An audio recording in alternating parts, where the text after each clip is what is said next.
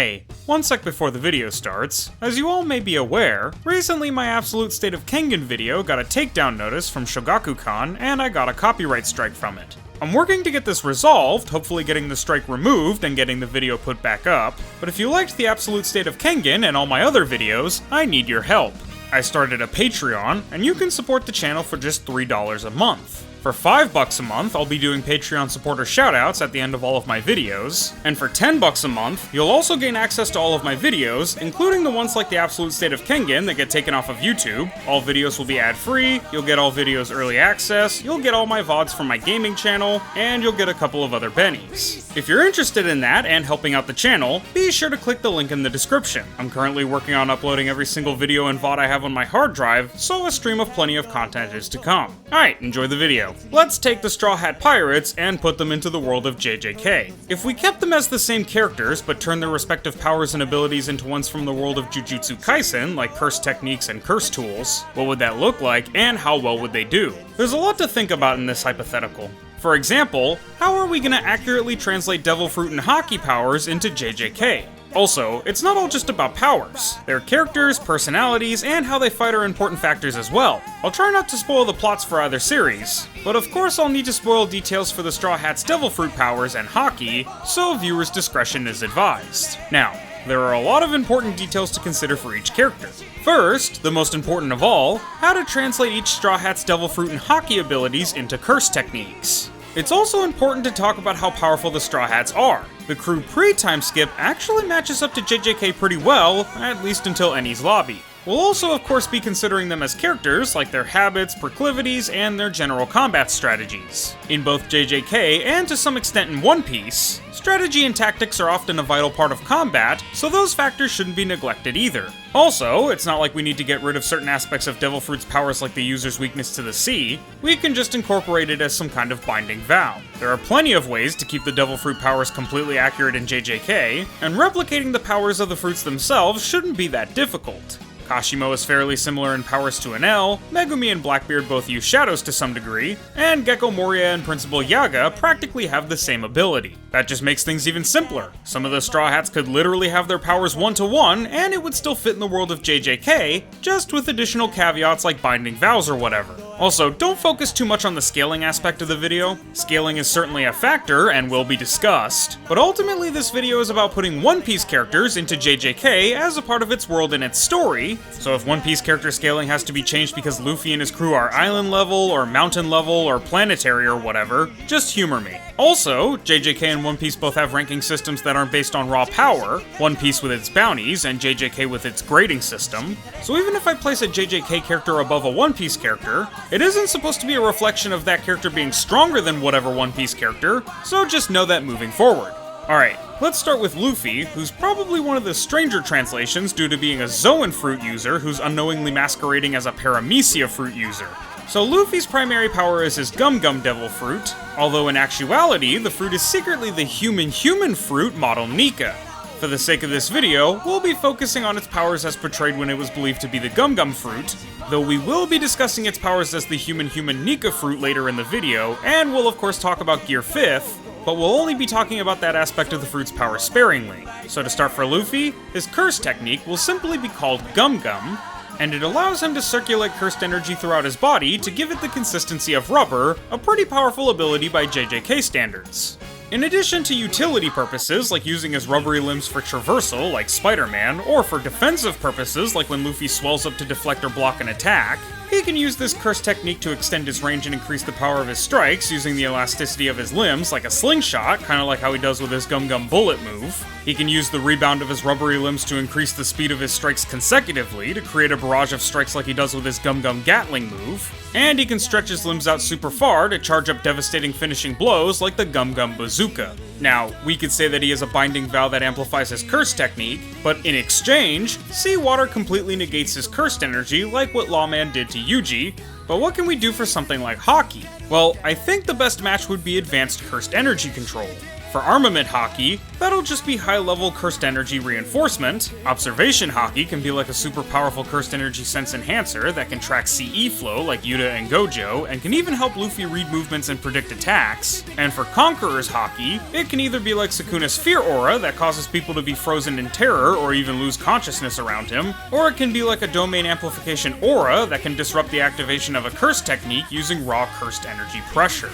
In either case though, it would only work on someone with significantly less cursed energy than Luffy. Going back to his curse technique, Gum Gum, there are multiple ways he can use his high-level cursed energy in tandem with his curse technique to amplify it and make it even stronger. For one, there's Gear Second, where Luffy increases the speed of the cursed energy circulating throughout his body, giving off a red energy aura, kinda like Kaioken. In this form, not only would he be able to project his cursed energy into platforms that he can walk through the air on, replicating his shave technique, but now all of his prior abilities become faster and stronger. His Jet Bullet can now hit harder and stretch further, his Jet Gatling can now hit faster and strike a ton more times, and his Jet Bazooka now hits hard enough to bring down some ridiculously tanky foes with a pretty dang fast charge, fast enough that foes wouldn't be able to take advantage of it. Now, initially as a freshman, Luffy wouldn't be able to use his curse technique and his amazing cursed energy manipulation at the same time, because properly using his curse technique takes too much focus and cursed energy, but by his senior year at Jujutsu Tech,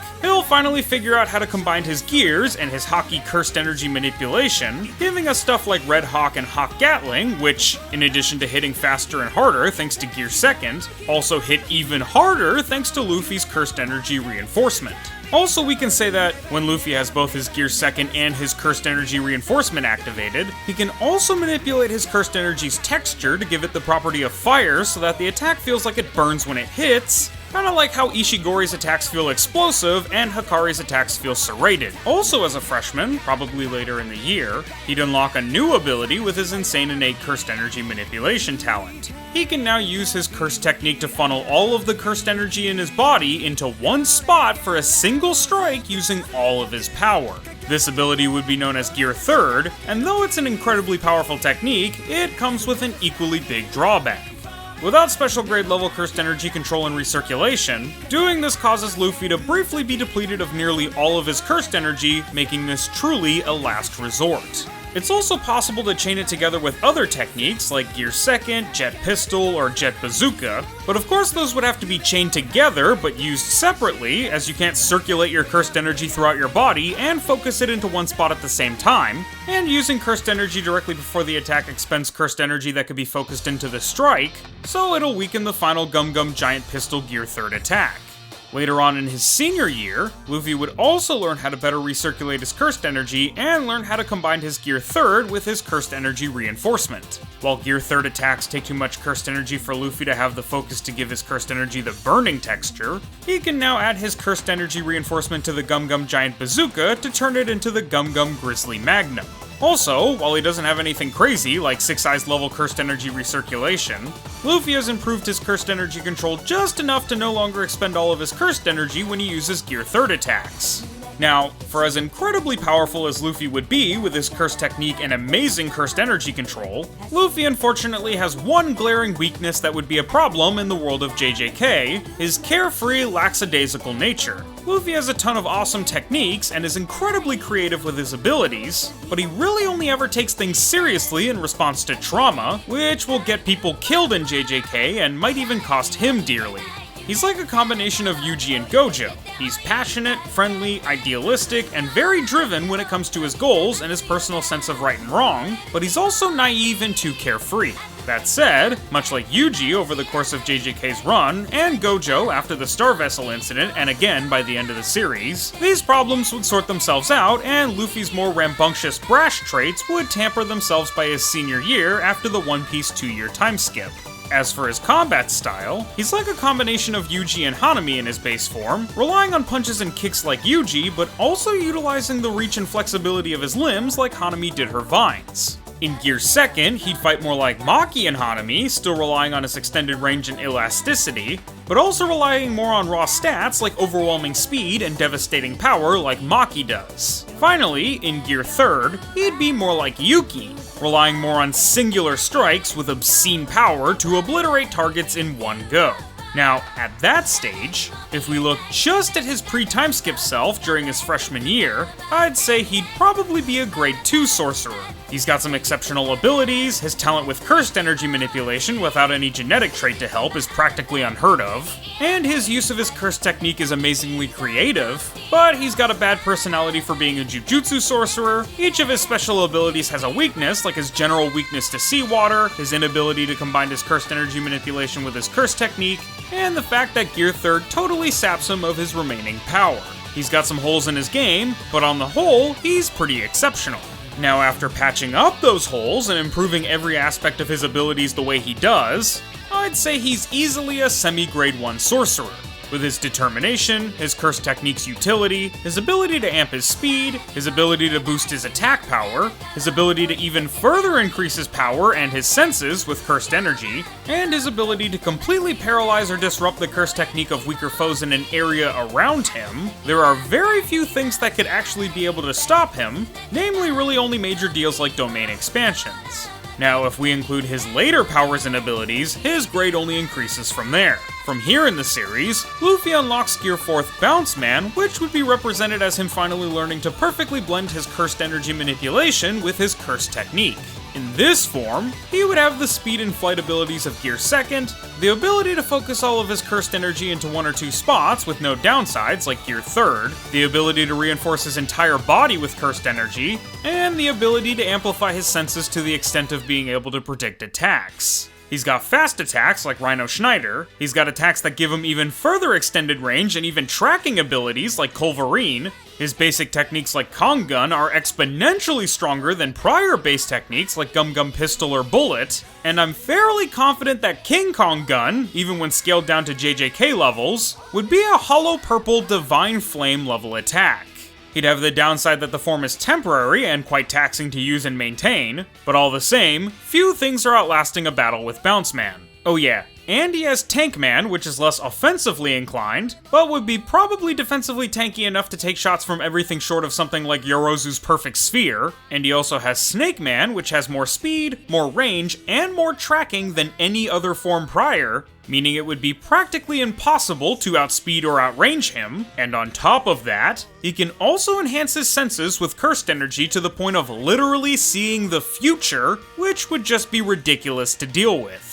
At that point, his senses would be enhanced to the level of Maki and Toji's Heavenly Restriction. His personality is more or less the same, but his tactics would of course change to suit his Gear 4th powers. Bounce Man would specialize in offense and power, Tank Man would be especially passive and defensive, good for protecting people, and Snake Man would be good against speedy fighters like Jogo or Toji, or ranged fighters like Geto or even Sukuna when he tried to use Divine Flame to zone everyone in 1,000 miles. With just that Gear 4th addition, I'd give Luffy the grade of grade 1, with his only real weakness at this point being a high-level domain expansion user or open domain user. Before Gear 4th, I think Luffy would lose to somebody like Dagon or Jogo, whose domains help to amplify them in combat, but after Gear 4th, I think it would take a domain on the level of what we see at the end of the series to beat Luffy, something he can't just defeat with raw power like Toji did with Dagon or Sukuna did with Jogo basically. Finally for Luffy, if we were to include Gear 5th, he'd be special grade. I would make Gear 5th a domain expansion where he's able to make other objects rubbery, and he himself is granted the ability to follow non-Euclidean laws of physics, basically giving him the Cartoon Force-like abilities we see him using while in Gear 5th. This would be his curse technique's awakening, like Gojo's awakening against Toji. His domain would function similarly to Takaba's curse technique, which is already said to be one of the strongest in the series, a technique able to rival Satoru Gojo, so it's no surprise that with this domain expansion and all of his prior abilities, Luffy would be special grade. Scaled to JJK, I think there would only be a handful of people that could beat him, with an open domain almost being a requirement at this point, all things considered. Next we'll go to Zoro. If we do the before and after time skip for all the Mugiwaras, we'll be here forever, so from here on, we'll just do post time skip for everyone.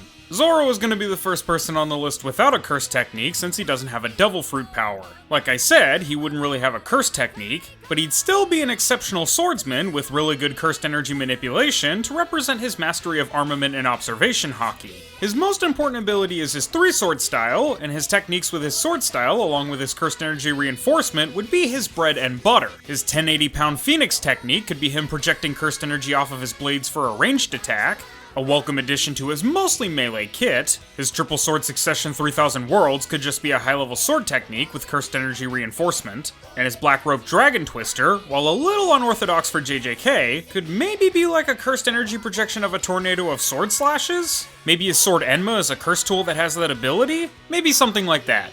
He wouldn't have a domain expansion, of course, but I do think he'd have a simple domain to counter them, and in place of a domain as an ultimate attack, we can give him a heavenly restriction. Zoro was born with an innate cognitive and kinesthetic defect in spatial navigation, i.e. his comically bad sense of direction, but in exchange, he was blessed with insanely high stats, an unmatched aptitude with the blade to the point of being one of the few people in the world, Jujutsu Sorcerer or no, that can fight using 3 blades at once, and he was born with an innate talent for reinforcing his cursed energy and channeling it through his blades and into his eye. The only technique he's got that's able to take 100% full advantage of his heavenly restriction is the billion-fold world Trichiliocosm, and on top of that, the technique also has a binding vow attached to it. Zoro can only use it on an opponent once ever, and must recite his chant before using it, but in return, it amplifies his slash to the point of basically being able to cut through anything except something like Infinity, which is infinite, and Perfect Sphere, which has the power of an infinite 3D plane.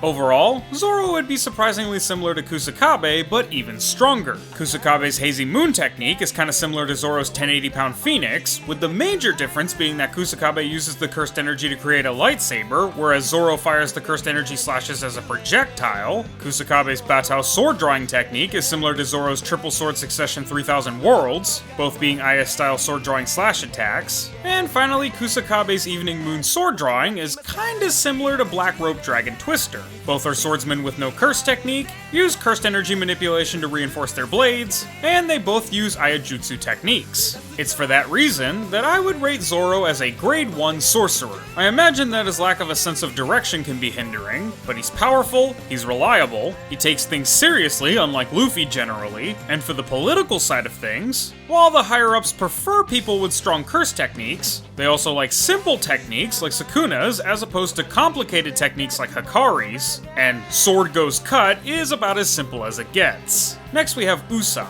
He'd definitely have some of the best cursed energy senses out of anyone. He may not have a curse technique, but he'd definitely have the widest and most varied array of curse tools to represent his Kuro Kabuto slingshot and his pop greens and all of his different pellets and ammo types. Kuro Kabuto could be a curse tool that's able to use the curse tool pop green pellets as ammo, and has further effective range and more power than any conventional modern sniper rifle. It can have the ability to change to meet the needs of its user, like how Usopp can change its mode to chomping grass mode in One Piece, and the pop greens can change as well, like from maybe platinous shuriken shots to target specific individuals with precision, or maybe the bagworm or skull exploding grass for an AoE shot, and if Usopp ever runs out of pop greens, or even any of his other handmade pellets, he can just use chomping grass mode and use the surrounding debris and rocks as ammo for a charging meteor shower shot.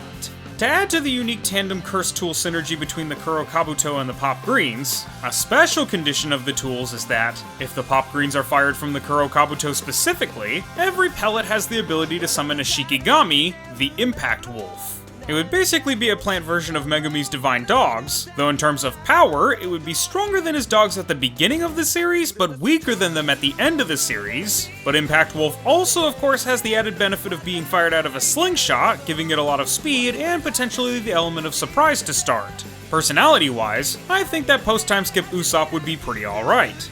He's not necessarily naive enough to mistake human-level consciousness for having the capacity for empathy and friendship like Luffy would, though Usopp has always been prone to being intimidated and even having a bit of a cowardly streak.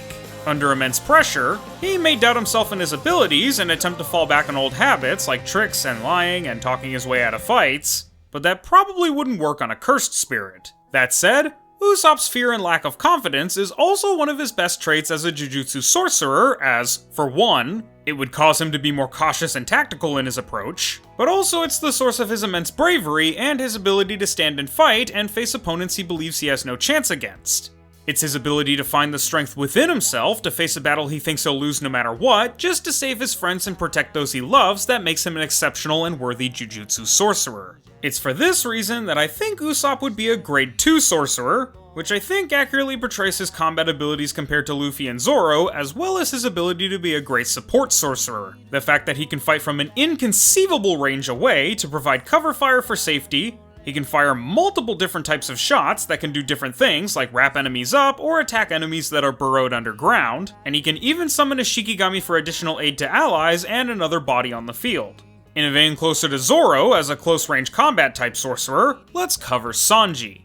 Now, I'm not going to give him his Vinsmoke suit for this because I think that, as a curse tool, it might be excessive to give him a tool that powerful on top of how powerful he is in his base, and it might push him up to a ranking that I don't think accurately reflects his power, both in relation to his fellow crewmates nor to the world at large. I think he's strong enough as is, since he could be a heavenly restriction user since he has his Vinsmoke superhuman modifications that he got as a baby, but if you want to include the suit, we can say that he has a binding vow tied to its use to make that level of power conditional. Right off the rip, we'll say that, like Zoro, Sanji specializes in cursed energy reinforcement, just on his limbs instead of transferring it to a blade, and like post-time skip Luffy, when he uses cursed energy reinforcement, his cursed energy takes on the texture of fire, but unlike Luffy, he'll take it one step further. Not only does he not have to focus on it like Luffy does, but he can also increase the burning property of each of his strikes from a noticeable heat all the way up to a searing pain with each glancing blow.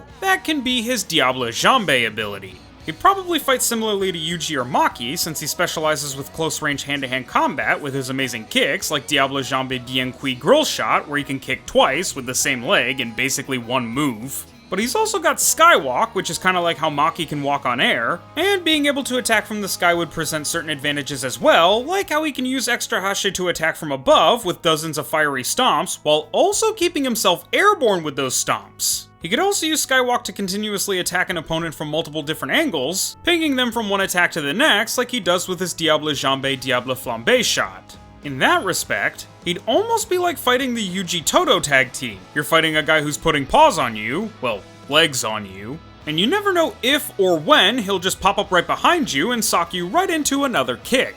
Finally, let's give Sanji a binding vow. If he recalls a traumatic memory, he can use the negative emotions to amp his cursed energy and envelop himself in it as an aura that's searing to the touch. This surge of cursed energy cloaking him lasts for a single strike, but the power of that kick and the burning of his cursed energy would be on par with something we'd see from Jogo, just with a lot less area of effect.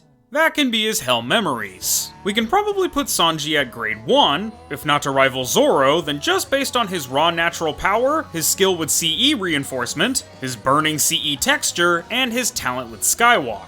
If you give him his suit, he might even be able to go up to special grade, but I think grade 1 is a better fit. Now on to Nami. Her sorcery climb attack would make her a great support type ranged Jujutsu Sorcerer, and at close range it could act similarly to Playful Cloud and Chain of 1,000 Miles, although without the force multiplying of Playful Cloud and without the full range or condition of the chain. Nami wouldn't have an innate curse technique, but Sorcery Climb Attack could be her signature curse tool that she's mastered using and had Usopp modify to be even stronger than originally. Nami would actually be a pretty well-rounded sorcerer. She can use lightning strikes from Weather Egg for precision orbital bombardments. She could use the Thundercloud Rod to extend the range of her Climb Attack staff and extended melee range combat encounters, which could surprise foes due to her increasing her reach like the Power Pole. And, if Cursed Spirits close the distance to negate her Weather Egg and her Thundercloud Rod, she can set up a Thunder Trap which can either force enemies to back off, or trap them when they rush her, causing them to get shocked and paralyzed by the Cloud's electric cursed energy. With her varying different ranges of combat, Nami is like a jack-of-all-trades, master of none. She's very versatile, and her personality is a perfect fit for a sorcerer. She's sensible, she fights very strategically, either range spamming with weather attacks or with the extended range of her weapon, or using the pressure of her zoning her opponent to agitate them and lure them into a trap, and she's primarily motivated by protecting her friends and making money. I think along with Zoro, she's most suited for Jujutsu Sorcerer work out of anyone on the Straw Hats. She may not be as powerful as the others, but like Usopp, she's tactical, she has a good head for this business, and she's got a lot of options. Also, if all else fails, she can just nuke the enemy with Thunder Breed tempo, so I think she has a good case for being a semi-grade 2 or a grade 2. I don't think she's quite as strong as Usopp, nor quite as varied in arsenal, but she's much more tactical overall, and, where Usopp is sometimes foolish or cowardly, Nami is always dedicated to earning cash, kinda like Mei. If we gave her Zeus, she'd probably be higher up, but given her lack of power as it stands, I feel like semi-grade 2 or low grade 2 is a good spot for her.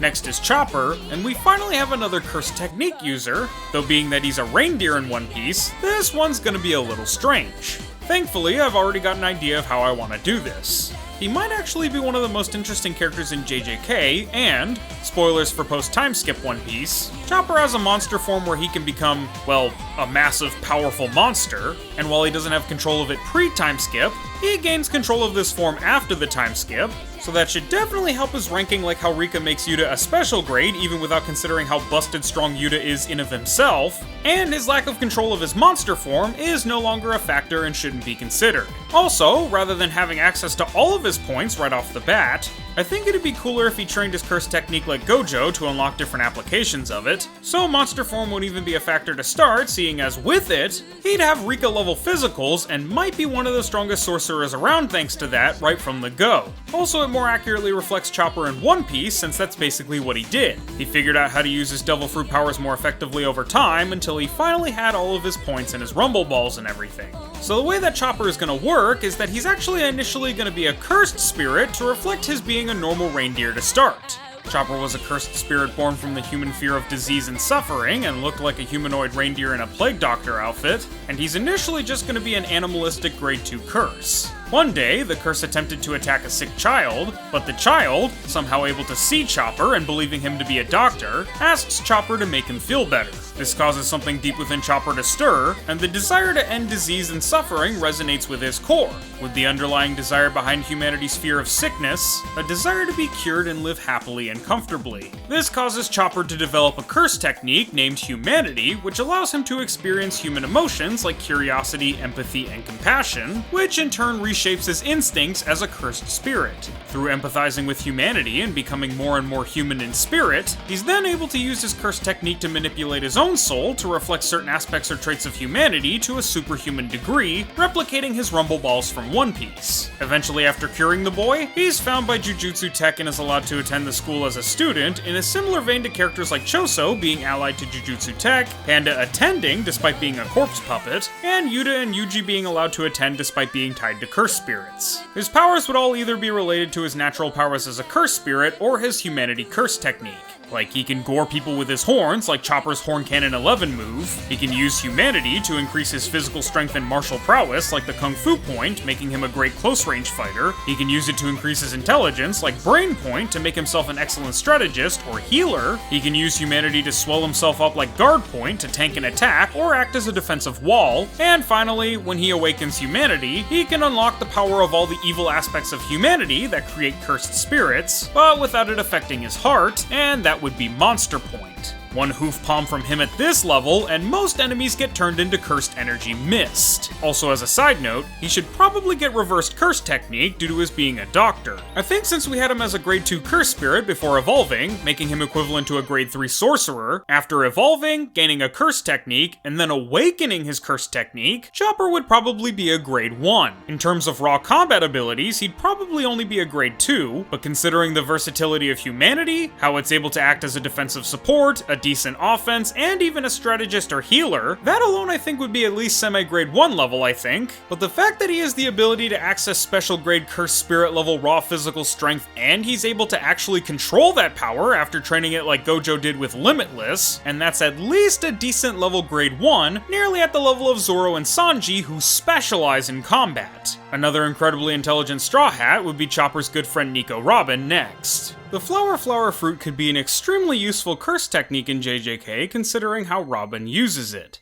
I'd probably limit the devil form to a domain or something, like Luffy's Gear 5th, but even without it, being able to swat her enemies with a giant hand like she does with Millefleur Gigantesco Spank, grow hands out of the ground to carry something to her or her allies, or away from the battlefield or something, like with Millefleur Flower Field, or launch an enemy airborne with Campo de Flores would be incredibly useful offensive and utility-wise, especially for one of her most useful abilities. She can grow arms out of the ground to hold her opponent in place, or grow arms out of her opponent to attack them like she does with Quarenta Fleur Quattro Mono Hold and Clutch. Her power would be very similar to Mahito's, but without the soul transmutation aspect. Sure, the limbs she creates are somewhat bound by her own physicals, which aren't too impressive, and she can't do much as a close-range fighter, but if you don't know how her powers work, you're not gonna get a chance to do anything to her before she uses Millefleur Gigantesco Stomp to pump cursed energy into the ground to summon giant legs to stomp and crush you to death. But I guess the only downside in JJK is that, since inanimate objects don't have cursed energy, if you can sense cursed energy well enough, you could potentially see her funneling her cursed energy through the ground to create a big hand to smack you with, or a bunch of little hands to roll you away and launch you with, or even some hands on the ground beneath you to hold you in place, or some hands on you to strike you with. I'd say that the utility of her power, combined with her intelligence, would probably put Robin at a grade 2, maybe higher with her devil form domain. Now I'll finish by covering Franky, Brook, and Jinbei.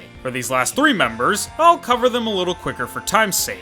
First, Franky's gonna be a lot like Kokichi, but instead of a heavenly restriction and puppetry, we can say that maybe he got hit by a car when he was younger, and the damage was too severe for RCT, so instead he made a binding vow to sacrifice parts of his body to become a cyborg. He doesn't have a curse technique, but with his ability to turn soda he drinks into cursed energy blasts that he can fire from the weapons in his body, he's basically a living curse tool. He can fire a blast of cursed energy out of the palm of his hand like Ultra Cannon, he's got cursed energy fueled machine guns in each of his knuckles, and even his body itself independent of cursed energy is a powerful weapon, like he can extend his limb to punch people from a distance. Also like Kokichi and his giant Mechamaru, Franky has his Iron Pirate General Franky that can fire cursed energy machine guns out of its knuckles, it has a giant cursed tool sword, and he can fire a massive cursed energy laser beam out of his palms, kinda like Mechamaru. I guess Franky's equivalent for Mechamaru's ultimate cannon would be General Franky's General Cannon. With his power as a cyborg, the versatility of his body, the fact that he's got a lot of ranged weapons, and because of General Franky and how strong it is, I'd say he might be a semi-1 grade sorcerer, especially since he doesn't have any personality quirks that lower his efficiency as a Jujutsu Sorcerer. For Brook,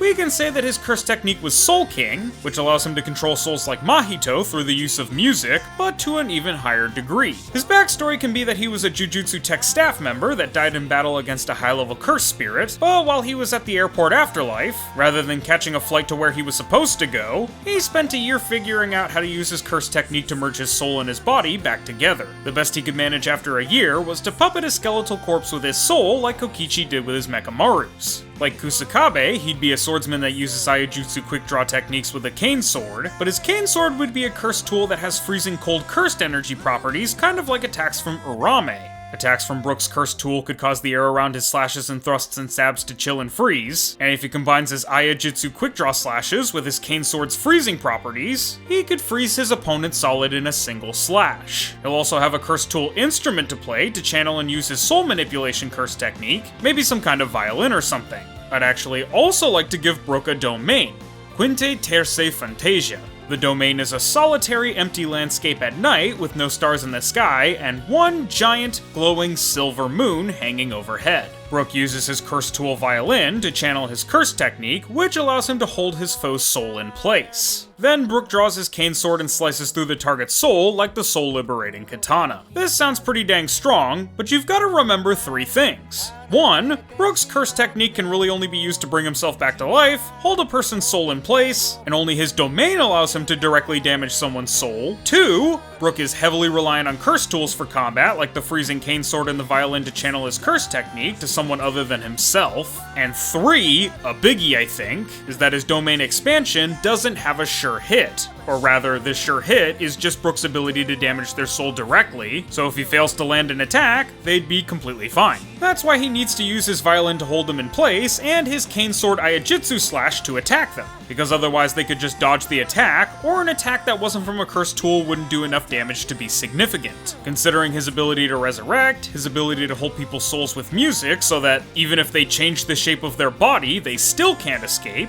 and considering his domain, I'd probably grade Brook high, but considering his reliance on curse tools, the fact that his curse technique only works if you can hear him, and considering his domain's weaknesses, I think I would rank Brook a grade 2 or a semi-grade 1. All in all, he's like a fusion of Arame, Toji, and Mahito, but the Arame part is from a curse tool, and without the physical strength or the threat of instant irrevocable death without the use of his domain, so not quite as generally threatening. Finally, we have Jinbei, who we can say is maybe an autonomous Shikigami that wants to help Jujutsu Tech even without a contract because a past 10 Shadows user treated his Shikigami, including Jinbei, with kindness and dignity. For the 10 Shadows user's compassion, Jujutsu Tech earned Jinbei's respect and friendship. Jinbei would probably be considered a special grade 1 level Jujutsu Sorcerer ally with immense physical power and durability, water generation and manipulation abilities, an ancient Shikigami martial art to make himself even more of a threat in hand-throwing range, and I think his stats would be nearly special grade level in aquatic environments. He can bypass conventional defenses with Shark Brick Fist, which in the world of JJK we can say works like Yuji's Soul Resonance punches. He's got ranged water attacks like Water Shot for enemies that attack at range, can fly, or for enemies that he can't touch like Mahito. And he's got a powerful defensive block that doubles as a powerful offensive palm thrust in the form of Shark Skin Palm Thrust, which will basically just be using Cursed Energy Reinforcement for offense and defense simultaneously. Sure, he's a little heavily close range oriented, and his gimmick is basically hard martial art punches and water attacks, but the man's got the physicals and abilities of Dagon with the hand-to-hand skills of Toji. I think a limited attack range and attack pool is acceptable. Also, he literally has the ability to combine all the strongest moves in his kit together for one ultra move. With Fishman Karate Ogi Vagabond Drill, Jinbei can fire a burst of water out of his palm and push a water shockwave through the opponent that damages the target's soul. With that in mind, with how devastating soul damage abilities can be, I think that justifies his grade. Well, that covers all the members of the Straw Hat Pirates. Out of everyone on the crew, who do you guys think would be the best Jujutsu Sorcerer? Did I forget any details? Let me know in the comments down below. If this video does well, I might do some more One Piece characters like the Admirals or the 7 Warlords. Remember guys, not power scaling who's stronger than who, just converting One Piece characters into JJK. Alright, thank you all so much for watching, and I'll see you guys next time. Peace.